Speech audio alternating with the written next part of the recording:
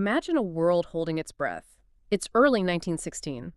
The Great War was supposed to be a quick, sharp shock. Home by Christmas. That was the promise back in 1914, wasn't it? Exactly. But here we are about to dive into 1916, and that dream isn't just dead.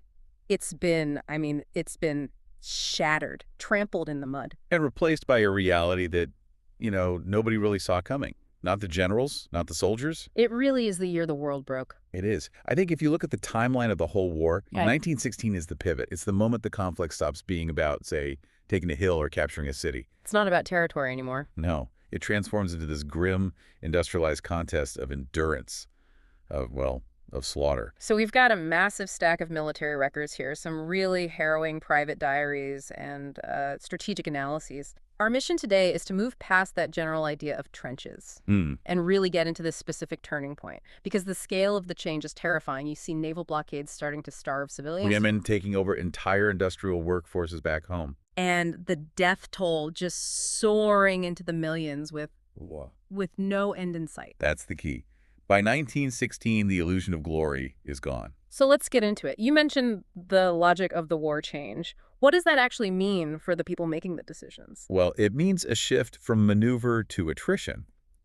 And to understand that, we have to look at the German Chief of General Staff, Erich von Falkenhayn. Okay. He looks at the map in early 1916, and he has this realization. He can't break through the Allied lines.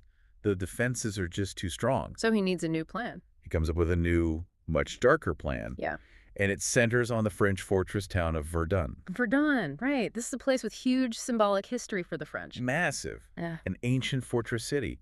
And Falkenhayn knew the French would defend it with everything they had. They could not afford the humiliation of losing it. And that was the trap. That was the trap. He actually wrote a memo to the Kaiser laying it out. He wasn't trying to capture Verdun. Wait, he didn't want to take the town. No. He wanted to attack it specifically to draw the French army in. His goal, and this is in his own words, was to bleed France white. That is just an incredibly dark phrase. It is. So it's not about taking ground, it's just about killing as many people as possible. It's the strategy of attrition in its purest, most cruel form.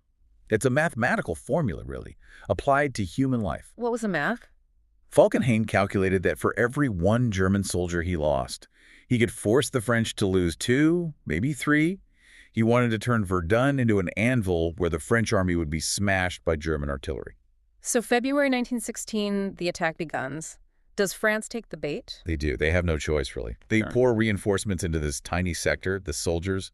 They called it the mincing machine. You can just picture it. I mean, you have to imagine a landscape that is just being churned up by millions of artillery shells day and night. The forests literally disappear. The hills are reshaped. And the French leadership? Are they just accepting this? They are defiant. This is where we get General Nivelle's famous order. Ils ne passeront pas. They shall not pass. And the French soldiers, the poilus, they held the line. But the cost, it's just staggering.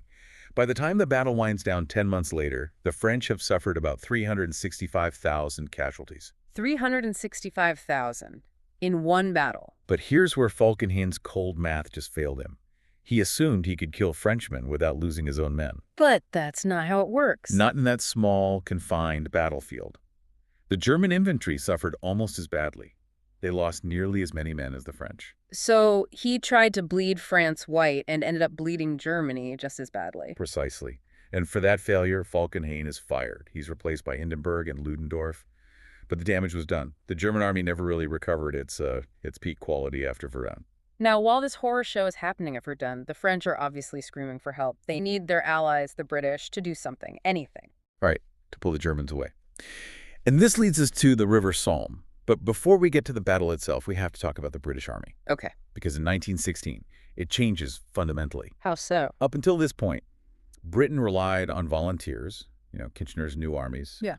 But the war is just consuming men so fast that volunteers aren't enough. So in March 1916, Britain becomes the last major power to introduce conscription. Now it's not just the eager patriots signing up together. It's everyone. The dad next door, the shopkeeper. They're being drafted. Exactly. And these are the men who were sent to the Somme in July. The plan was, on paper, simple.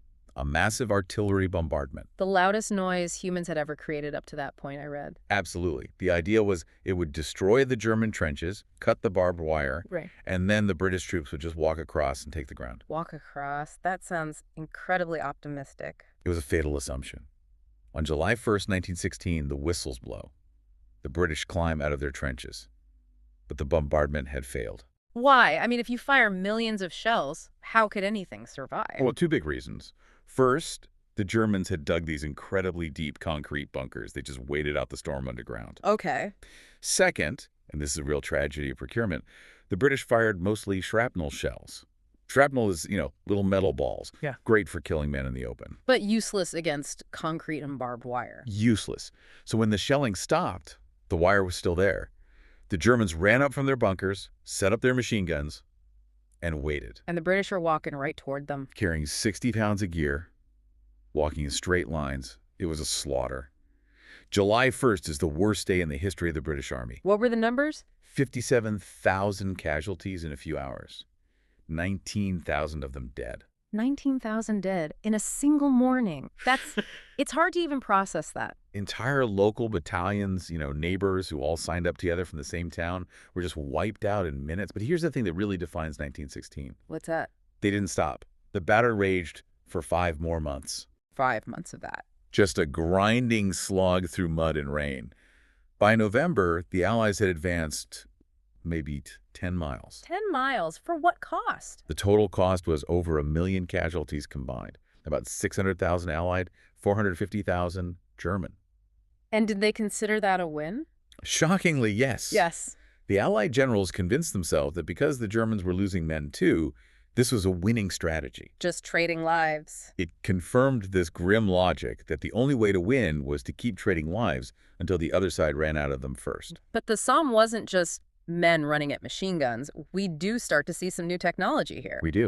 1916 is the debut of the tank. I always picture these iron beasts just crushing everything. Was it like that? Not at all. Not yet. These were the Mark I tanks. And yeah, they were terrifying to look at. But they were incredibly unreliable. They were slow. They were hot. They were filled with exhaust fumes inside. Half of them broke down before they even reached the German lines. So not a game changer at this point. Not strategically, no. They were too few and way too fragile. But it was a sign, a sign that generals were desperately looking for some kind of mechanical solution to the deadlock. And speaking of metal, there was another much smaller innovation that was probably more important in 1916. The helmet. Wait, they didn't have helmets before 1916? No.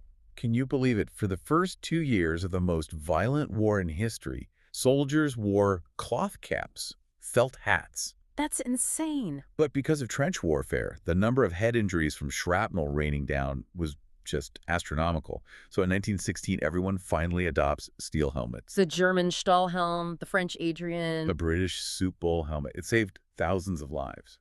But it just goes to show how unprepared the world was for this kind of combat. They were figuring it out as they went along. Now, we've been focused on the Western Front, on France and Belgium. But this is a world war. Things were happening everywhere. Absolutely. I mean, if you're stuck in the mud on the Western Front, you're looking for a back door. And in the East, the Russians actually managed to kick the door in. Really? I usually hear about the Russian army being poorly equipped and struggling. Which is often true. But in 1916, they had General Alexei Brusilov.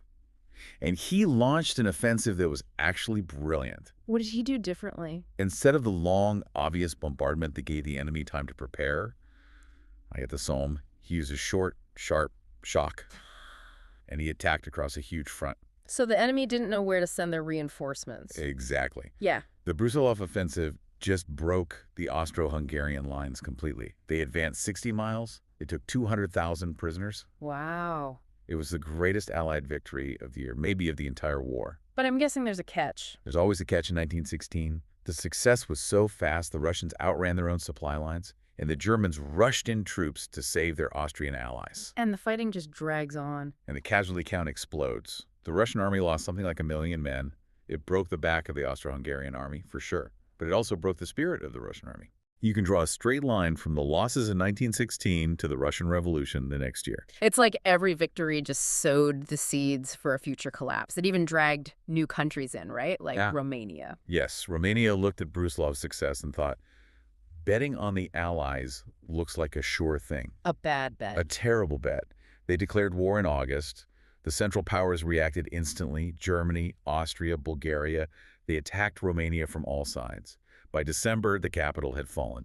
A total disaster for them. Okay, so the land is either a stalemate or a bloodbath. Right. What about the sea? Britain has this massive navy. Surely they're doing something. They were itching for a big fight, and in 1916, they finally got one, the Battle of Jutland. This was the only major clash of the big battleships, right? The only one, off the coast of Denmark. It was a messy, confused battle in the mist, ships exploding, thousands of sailors dying in minutes, and interestingly, the British actually lost more ships and more men than the Germans did. So, German victory. Tactically, you could argue that. They shot better, their ships were built tougher, but strategically, No. How so? the German fleet realized they just couldn't risk another fight like that. So they retreated back to their ports and pretty much stayed there for the rest of the war. Britain kept control of the sea. So the blockade of Germany continues. Exactly. But the sea was dangerous for everyone. 1916 is also the year Britain lost Lord Kitchener. The guy from the recruiting posters. Your country needs you. The very same. He was on a warship, the HMS Hampshire, traveling to Russia, and it hit a German mine. He drowned. It was a massive psychological blow to the British public. It really feels like the war was just expanding into every crack and crevice of the globe. I was reading about the Middle East in 1916, and the level of double dealing there is astonishing. Oh, it's the origin story for so much of the modern Middle East's instability. On one hand, you have the British suffering these humiliating defeats. They had an entire army surrender to the Ottomans at Kut in modern-day Iraq. And thousands of soldiers died in captivity. They did. But at the same time, the British are trying to get the locals to fight for them. The Arab Revolt. Correct. The British approached Hussein bin Ali, the Sharif of Mecca, and they told him, if you lead an Arab revolt against the Turks, we will give you an independent Arab state. So the Arabs rose up. They took Mecca in 1916. They bled for that promise. But There's always a but. at the exact same time, two diplomats, Mark Sykes from Britain and François-Georges Picot from France, were sitting in a room with a map. And they signed the Sykes-Picot Agreement. A secret agreement to carve up the Middle East between themselves.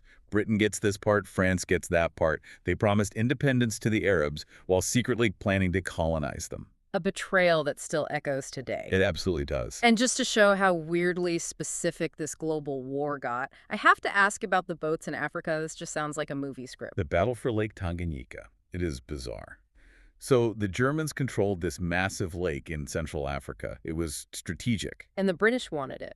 They wanted it, but they had no ships there. So they hatched this insane plan to send two small motorboats all the way from England. How on earth do you get motorboats to the middle of Africa? With incredible difficulty, they shipped them to South Africa, put them on trains, and then, this is the crazy part, they dragged them through the jungle, over mountains, using steam tractors and oxen. You're kidding. It took months. They finally launched them on the lake and actually managed to capture the German gunboats. That's wild. It's this tiny little adventure story in a year of massive disasters. It shows the lengths they were willing to go. Hmm. And it wasn't just there.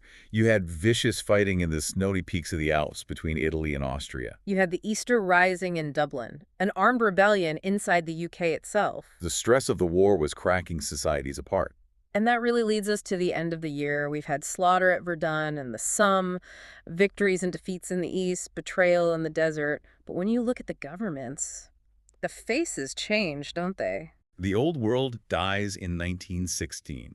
Emperor Franz Joseph of Austria, who had been on the throne since 1848, a living relic of the past, he dies. In Britain, the prime minister is forced out. Replaced by Lloyd George, a much harder, more aggressive leader. In France, the commander Joffre is sacked. It feels like the gloves are coming off. The people who thought this would be a gentleman's war are all gone. They are replaced by men who are willing to do whatever it takes. Total war. And sadly, there was a chance for peace. The American president, Woodrow Wilson, tried to mediate a peace deal in late 1916. Why didn't they take it after all that death? It's the sunk cost fallacy, isn't it? Yeah. The governments felt they had sacrificed too much. They couldn't turn around and tell the mothers of the dead, sorry, we're stopping now, and it was all for nothing. They had to win to justify the graveyard they'd built. Exactly. So we wrap up 1916. If we look at the map on the Western Front, has anything really changed? Barely a few miles. It's almost laughable if it wasn't so tragic. But the nature of the world had changed. We went from 19th century tactics to 20th century industrial slaughter. It's the year the war stopped being an event and became a condition, just life. And here's the thought I want to leave you with. Hmm. By December 1916, the Allied leadership genuinely believes they are winning. Winning how? Not because they're taking territory, but because their spreadsheets show they are losing men slightly slower than Germany is. They looked at the Somme and Verdun and decided this is the path to victory. So the horror wasn't a mistake, it was the plan. It was the plan. They accepted that victory meant feeding a generation into the grinder.